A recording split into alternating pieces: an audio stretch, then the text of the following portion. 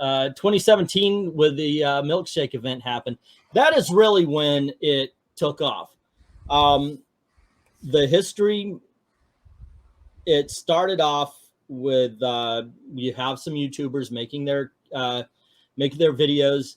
Doug was making some freaking acidic Spider-Man videos. I mean, they were cool as hell. Still are, by the way. If you go check him out on his channel, I don't know if he still has them on his channel, but check him out. But he would definitely go after Dan Slott and Spider-Man. And I was doing my commentary. Captain Cummings was doing his. And I remember seeing, I saw him and Captain Frugal do a video together. And it was just fun watching. Howler Mouse did a video or two about it, and it blew up. And so he almost got caught up in the web, but he's never been interested.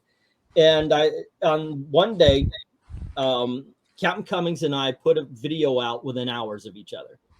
It was based on this nostalgic video, and I thought it was funny. So I put out a video because there was a new guy on the scene who was doing these lap comic reviews, and his name was Diversity in Comics. Great freaking name, because it was a search term, because there was an article at the time. It was called something Diversity in Comics. So when people were looking for the article, they found him. And he comes in and freaking blows the roof off the place. This is Richard Meyer. You guys know him as your boy Zach nowadays. And so Captain Cummings was probably the first, I would say, official. I came in, Doug was doing his thing. I actually said, "Hey guys, do you know anybody else?" And it was what I asked, "Do you know anybody else who's like this?" Everybody says Doug Ernst. Check out Doug Ernst. Got to check out Doug Ernst. I left the link in the chat for you, man. Oh, I guess I could put it in. So we kind of got together. We didn't form a group. We were not a group called Comicsgate. But what ended up happening was we just realized that there is a whole bunch of people who are like-minded, and this group formed. First, we even had our little powwow DM on Twitter, and a movement was formed of sorts. And it was the other side that actually named us. Hey, Doug, what's up? Hey, what's up, man? Can you hear me all right? I can. Did I butcher the name of the book? I didn't hear it. My wife was talking to me simultaneously when you were talking, so I didn't hear what you even said. Good. I said it perfectly. I was like 100%. There you go, sir. All if you said Soul Finder, it's Soul Finder, but I'm not Soul sure. Finder. No, I did not. I messed it up because yeah, I'm going to blame it on the food poisoning today. So yeah, I got knocked out by pizza that had a few too many onions I didn't know about on it.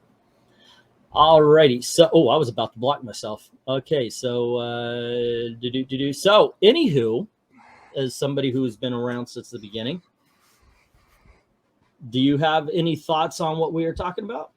So I just normally after dinner I wash the dishes and then I'll see if there's like a live stream on, and you just came in right. You know, I saw you there. I was like, oh, Englantine's on, so I was checking it out. I just caught a little bit of it.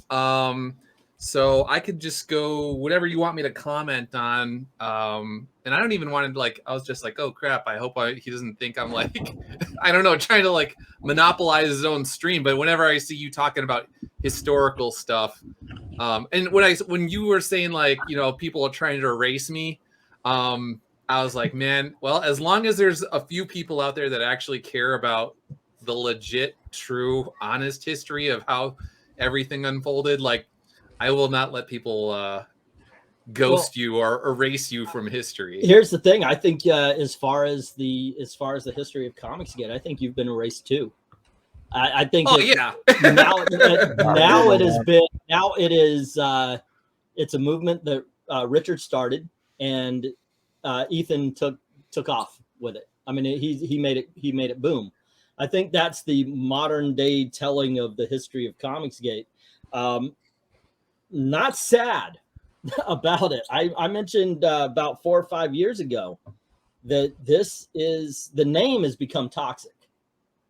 If what you want to do is win the culture war, Comicsgate is not the banner under which you're going to win it. Well, to me, kind of like you guys were saying earlier, it's been polarized to the point where you have both sides that are just slinging mud at each other back and forth constantly. And if you're just the opposite side of a coin, you know, I don't know. I feel like there's a population of people that just believe you can disagree without being disagreeable. Yeah.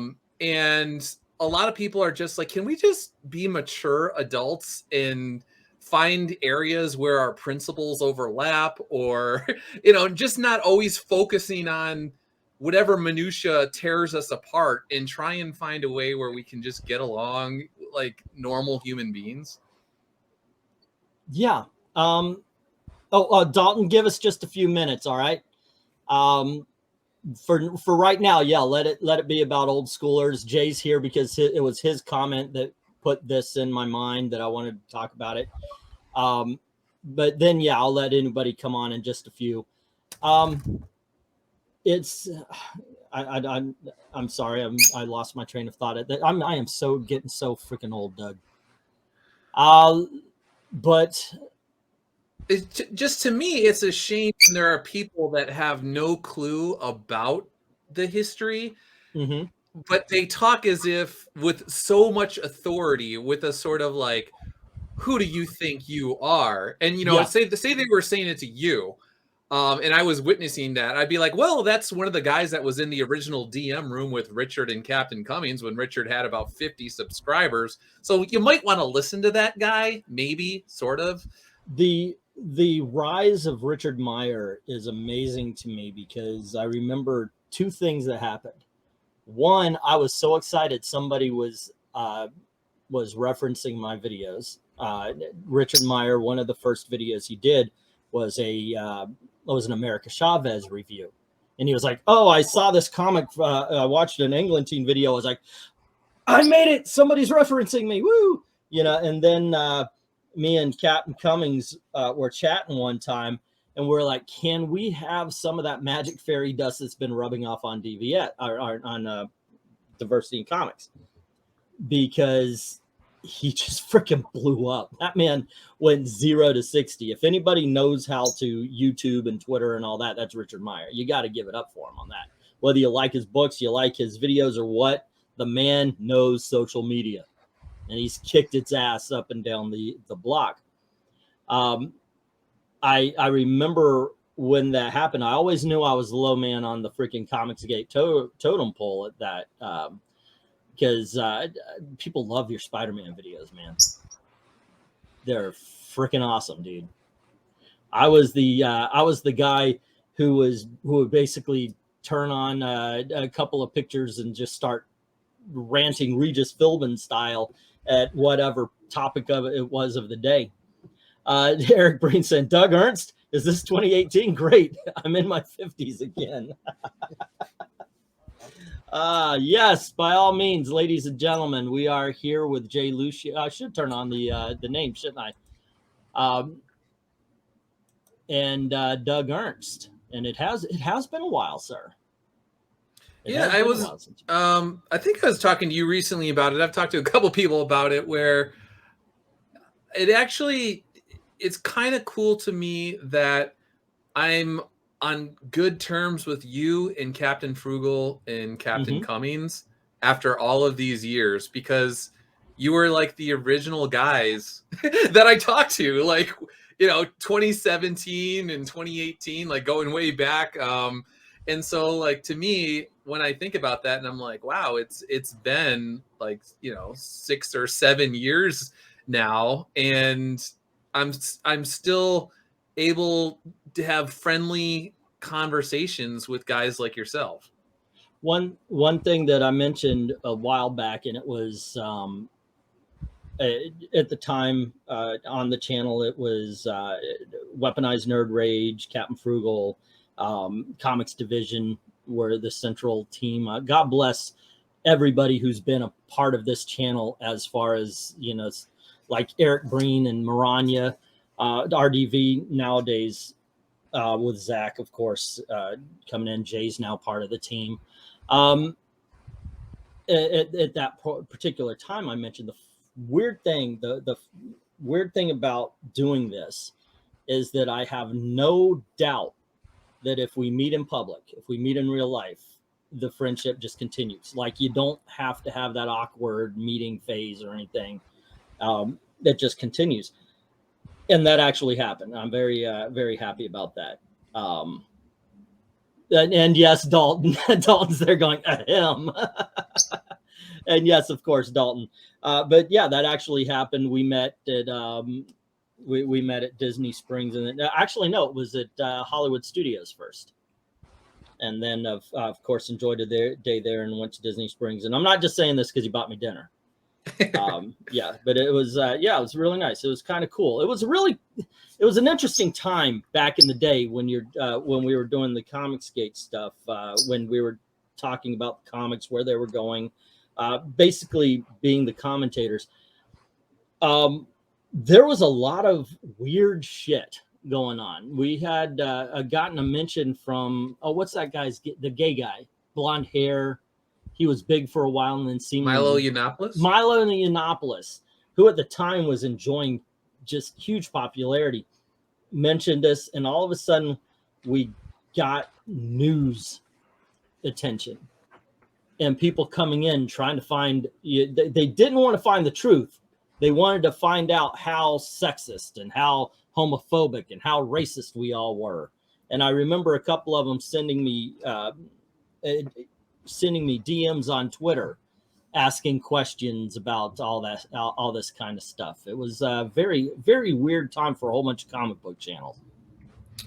Yeah, and you know, looking back on it, I just think it's one of those things where there were always fissures were going to happen over time, because people just have a fundamental difference of opinion on you know, how you defined Comicsgate depended, like that dictated where you were going to go. You could predict what was going to happen, and you are the same guy in many respects that you were in 2017, and in many respects I am the same person. It comes from that I'm always a consumer advocate at heart, because that's what I was before I entered the creator realm. So I'm always going to fall on what would be best for the consumer in this particular situation. But like you said, when professionals come into the mix, they logically have their kind of point of view that they're going to bring to the table, but you're going to butt heads at some point in time. Yeah, when EVS first showed up in on live streams and started backing Comicsgate and everything, we thought it was a boon. Oh my gosh, we have not only a comic book professional, but we have one of the greatest artists in comic book history. I'm not going to take away, no matter how much I may like or dislike EVS, I will not take away the fact that that man can draw. Absolutely. But we thought it was such a boon, and then all of a sudden we're doing our thing and we're saying, King of Comicsgate, what? He's the newest member. What are you talking about, King of Comicsgate? And I'll tell you what, he repeated the lie so much it became the truth. What are you gonna say? Let's see. I mean, even when you're just talking about things like bringing down price points, that's something where you know, for myself, very early on with the first Soul Finder, I wanted to mimic Timothy Lim and Mark Pellegrini, what they were doing. It was like, how do we bring this down as much as possible for people that are, you know, money's tight, and how do we, you know, but then a lot of people that enter into the creator realm, they want to maximize their profits, obviously, but sometimes I feel as though they're really just trying to squeeze as much money as possible out of the consumer. And it's like, well, if they're willing to pay, then why not? And so there's that whole debate. But for me personally, like, so you have these constant butting of heads in terms of, because what you do with your campaign or your book then other people will be like, well, his price point